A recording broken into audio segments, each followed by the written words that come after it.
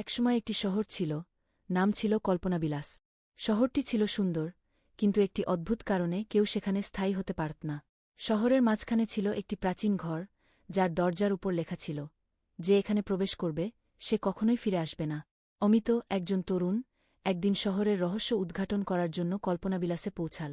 তার মনে ছিল একটাই উদ্দেশ্য, শহরের সত্য জানার চেষ্টা করা। সেই রাতেই সে ওই ঘরের দরজা খুলে ভেতরে প্রবেশ করল।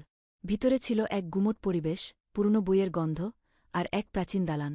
তার আশপাশের সবকিছু ধোঁয়ার মতো ঝাপসা হয়ে গেল, এবং তার সামনে এক বৃদ্ধ ব্যক্তি দেখা দিল। বৃদ্ধ ব্যক্তি বললেন, এখানে তোমার কি প্রয়োজন?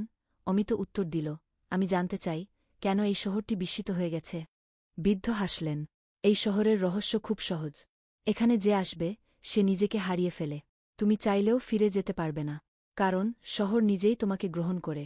অমিত বুঝতে পারল, এই শহরের সবচেয়ে বড় রহস্য হল, এখানে আসা মানে নিজেকে খুঁজে না পাওয়ার মর্ম। তারপর অমিতের চোখে ঝাপসা হয়ে এল শহরটি। সে আর কখনো ফিরল না।